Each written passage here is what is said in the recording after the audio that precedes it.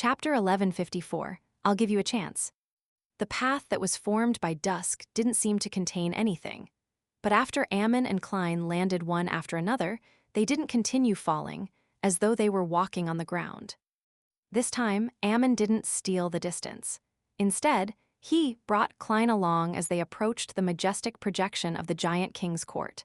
From time to time, he would observe and admire the beautiful scenery. Walking above the sea of clouds, they walked along a sunset bridge with the legendary palace in the distance. It was supposed to be a joyful and refreshing matter, but Klein felt as though he was walking into the abyss, doing so one step at a time. The more he struggled, the deeper he fell. Once he entered the forsaken land of the gods, many things that he relied on would be useless.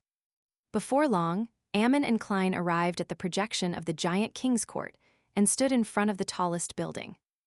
On one side of the building was a steeple, and on the other side was a spire. The main door was far more than 10 meters tall, with it being mainly a grayish-blue color. It was covered with symbols, labels, and patterns. It was where the giant king lived, the place where Dark Angel Sasrier slept. Klein glanced at the pitch-black hole to the left of the door, roughly determining that the door in the dream didn't need a key to open. Otherwise, the true creator's believers wouldn't have been able to pass through. After all, the actual key back then was in Vice Admiral Iceberg's collection room. Next, we'll be able to enter the forsaken land of the gods once the door is opened. However, we'll definitely attract the attention of others by doing so. Ammon chortled and took a few steps diagonally to the edge of the door. We won't open the door, but instead directly head over. As he spoke, the Angel of Time raised his hand to adjust his monocle. A dark blue color appeared in the corner of the grayish-blue door. It was an illusory door without any sense of being corporeal. The door opening, power of an apprentice, is a very low-level ability, but it's perfect when used here. Ammon lowered his right hand and introduced in satisfaction. Taking 2 steps, he passed through the illusory door. There are no useless beyonder powers, only useless beyonders. If I directly push the door open, I'll draw the attention of others. But from who? The true creator. His holy residence, his divine kingdom should be somewhere in the forsaken land of the gods. If I can lure him over and let him clash with Ammon, I might be able to find a chance to escape. Without any ability to control himself, Klein followed behind Ammon without leaving much of a gap, stepping into the blurry dark blue door. The moment he stepped through, he felt the world spin around him. Even his spirituality seemed to be torn apart. After the abnormality disappeared and his condition was restored, he realized that he was on a beach that was soaked in the glow of the sunset. The sand and stones here were all black in color. Deep blue waves surged over from afar as they crashed into the coast, one wave after another, but they didn't produce any sounds like they should have. They were quiet, like a grand illusion. This sea is an illusion. Coming in would probably result in one appearing here, but it's not necessarily the case for leaving. According to the principle of reciprocity, if one wants to leave, they can only open the residence of the giant king, where Dark Angel Sasrier is in deep sleep. With a sudden realization, Klein turned his head and looked in another direction. It was a mountain bathed in dusk. On it were countless palaces, towers, and many majestic city walls. This was the legendary Giant King's Court.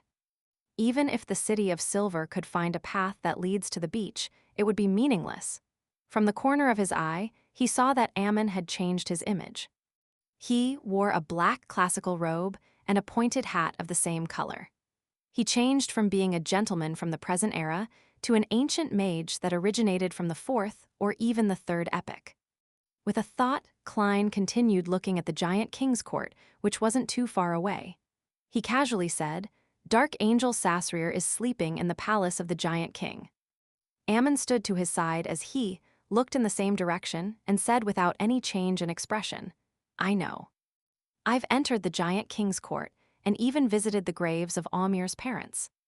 As expected, one of Klein's guesses was finally confirmed. He deliberated and said, "What answers you searching for one?" "You can make a guess." Ammon continued looking at the Giant King's Court and laughed. "If I had any idea, I wouldn't need to ask you." After thinking for a few seconds, he said, "Some secrets of the 1st epoch." "You can say that," Ammon replied without much concern. Klein hesitated for a moment before saying, "Aren't you curious about Dark Angel Sasrir's condition?" "I am." Ammon didn't change the direction of his gaze as he said with a smile, "But compared to me, there are still many people who are more interested in that. My zealous brother, the Hanged Man, the Dragon of Betrayal, as well as Evernight, Storm, and White. I want to see who's the first one who is able to hold back.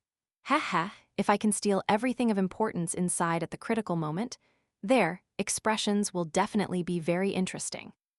This thought, the reason for stirring up such a huge matter, was purely to cause trouble, to gain some excitement. Klein frowned slightly and realized that Ammon's values were different from that of humans. This is a natural mythical creature, completely different from humans. Why can I frown on my own? Just as he came to a realization, he sensed that something was missing in his body. He subconsciously turned his head to look at blasphemer Ammon. There was a semi-translucent worm of time with 12 rings in Ammon's hand. He smiled as he looked into Klein's eyes and said with some anticipation, "Since we've already arrived at the forsaken land of the gods, there's no need to worry about external interference. I'll give you a chance. Before I reach my true destination, I will no longer parasitize you. You can use every method that you can think of to escape, and I will try my best to stop you. Good luck, don't disappoint me." For a moment, Klein couldn't believe what Ammon had just said. He suspected that Ammon was bluffing him. But when he thought of Ammon's behavior all this while, he felt that it was something that was in line with his character. "All right." As his thoughts raced, he took a deep breath and solemnly replied under the orange glow of the sunset. Backland Parliament House. Due to King George Ill's sudden self-destruction, none of the nobles and members of Parliament were allowed to return to their respective homes. Instead, they were gathered here to receive heavy protection from the 3 churches and the military. Dressed in a pure black dress, Audrey stood behind the railing on the 2nd floor and quietly looked down. As the matter had happened too suddenly and lacked any prior warning, she still found it surreal despite receiving some indication from the world Jayaman Sparrow. She seemed to have transcended reality and was watching a performance. Her father, brother, and the other nobles and members of Parliament were gathered in cliques as they occupied different small rooms.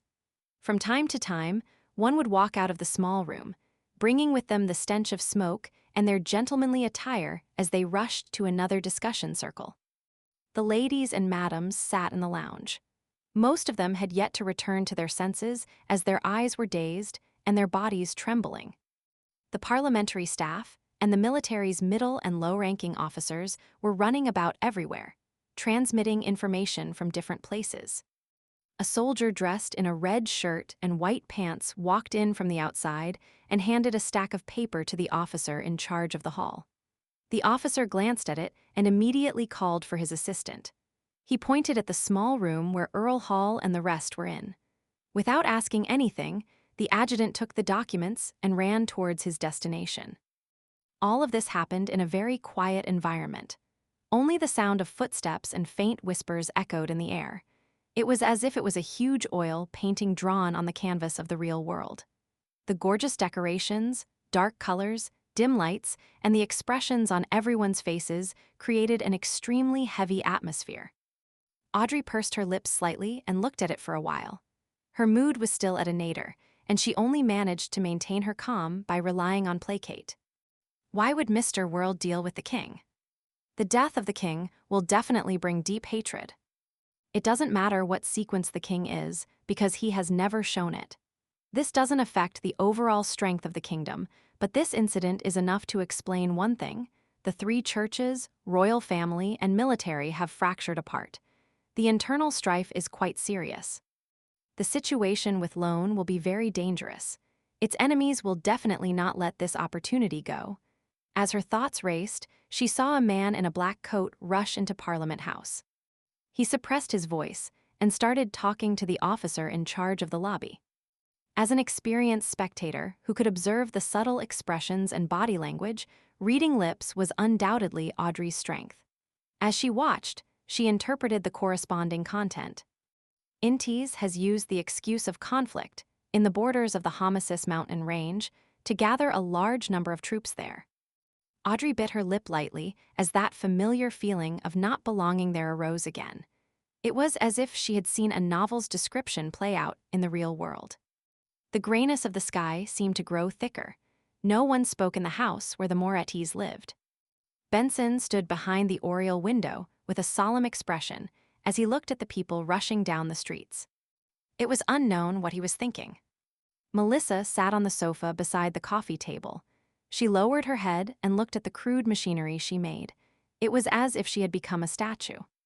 "Sai, the situation has become even more chaotic." Benson exhaled as he touched his hairline. He turned his head back and forced a smile. "Regardless, Backland is definitely safer than most places." Melissa didn't raise her head. Instead, she said with an ethereal voice, "Klein found a good job, and our lives gradually improved. In the end, an accident took him away. We moved out of Tianjin, and you got a job as a civil servant. I entered university and started on the correct path. In the end, war broke out. It wasn't easy for us to get used to this environment. We were praying that the war would end early. In the end, the king was blown to pieces." Having said that, Melissa slowly lifted her head and looked at her brother with a confused expression. "Benson, is it that difficult to obtain and maintain a better life than what we had before?"